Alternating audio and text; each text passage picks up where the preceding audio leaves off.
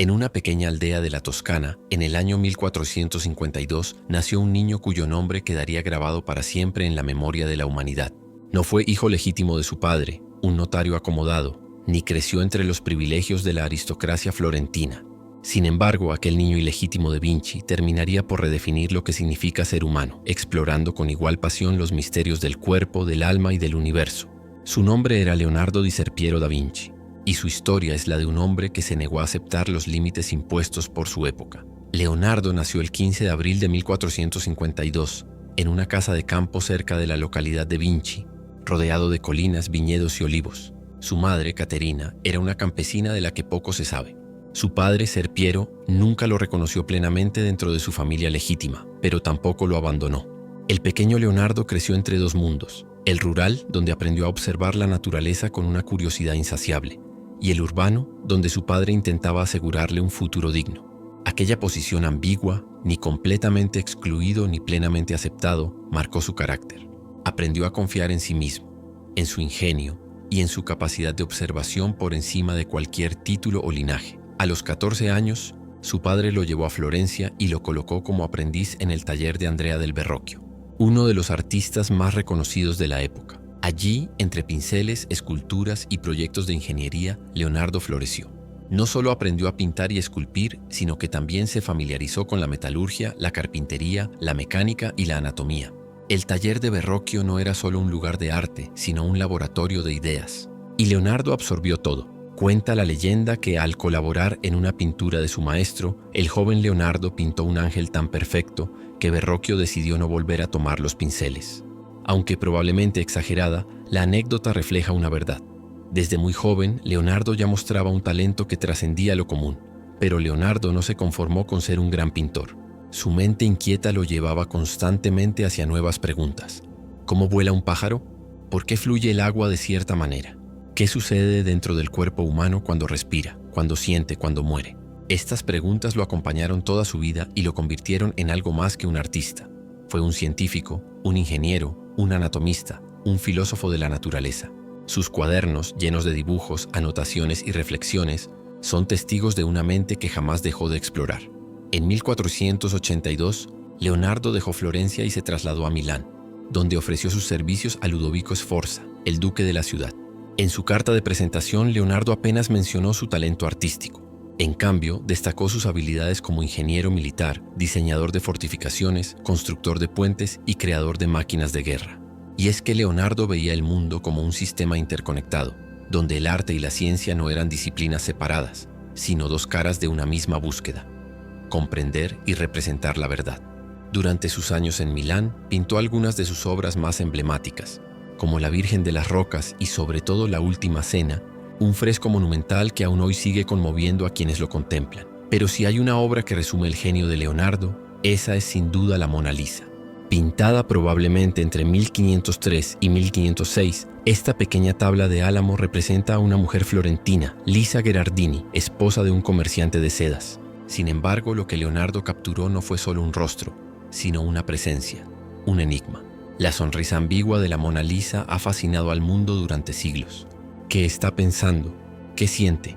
Leonardo utilizó una técnica llamada sfumato, que consiste en difuminar los contornos y las sombras para crear una transición suave entre luces y oscuridades, dotando a la figura de una vitalidad casi sobrenatural. La pintura nunca fue entregada a quien la encargó.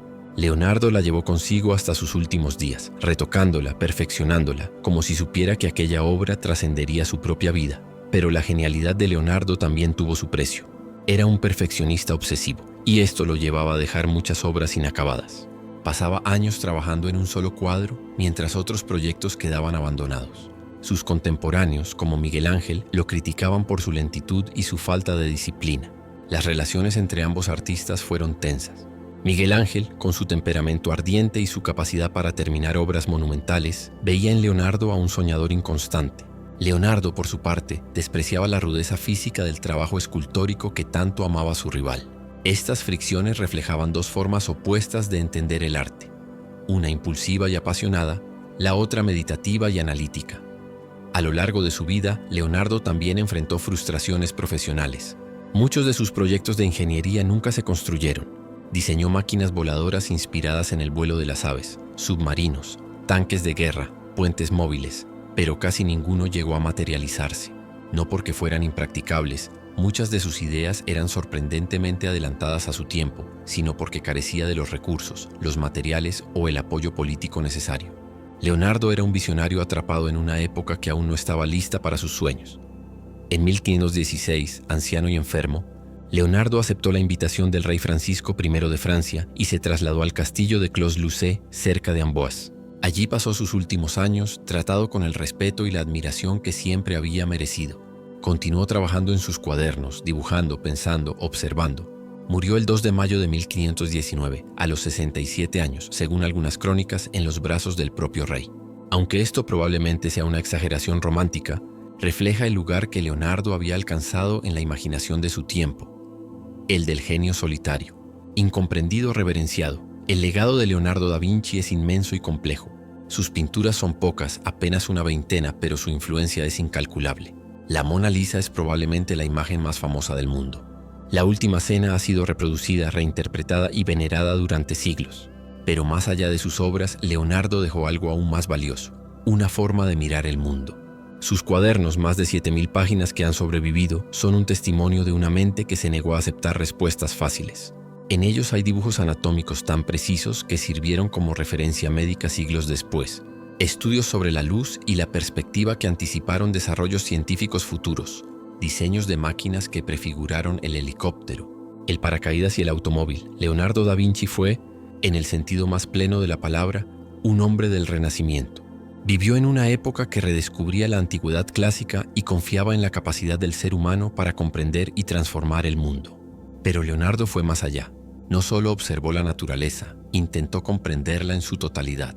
Creía que todo estaba conectado, que el arte era ciencia y la ciencia era arte, que el cuerpo humano era un microcosmos que reflejaba el orden del universo entero. Esta visión integradora, holística, es lo que lo convierte en un símbolo imperecedero de la curiosidad y la creatividad humanas. Hoy, más de 500 años después de su muerte, Leonardo sigue inspirando a artistas, científicos, ingenieros y soñadores. Sus obras cuelgan en los museos más importantes del mundo y atraen a millones de visitantes cada año. Sus cuadernos se estudian con reverencia. Su rostro, tal como lo imaginamos a partir de un famoso autorretrato, se ha convertido en la imagen misma del genio. Pero quizás lo más importante es que Leonardo nos recuerda que no tenemos que elegir entre el arte y la ciencia, entre la belleza y la verdad. Podemos perseguir ambas con igual pasión, con igual entrega. Se dice que Leonardo escribió una vez: el que de verdad sabe de qué habla, no encuentra razones para levantar la voz. En esa frase resuena algo esencial de su carácter: la humildad del verdadero sabio, del que observa, aprende y calla ante la inmensidad del misterio. Leonardo da Vinci no tuvo todas las respuestas, pero tuvo el coraje de hacer todas las preguntas. Y en ese gesto, en esa búsqueda incansable, nos dejó una lección que sigue vigente: que la grandeza humana no reside en lo que sabemos, sino en nuestra capacidad de seguir preguntando, de seguir buscando, de seguir maravillándonos ante el mundo.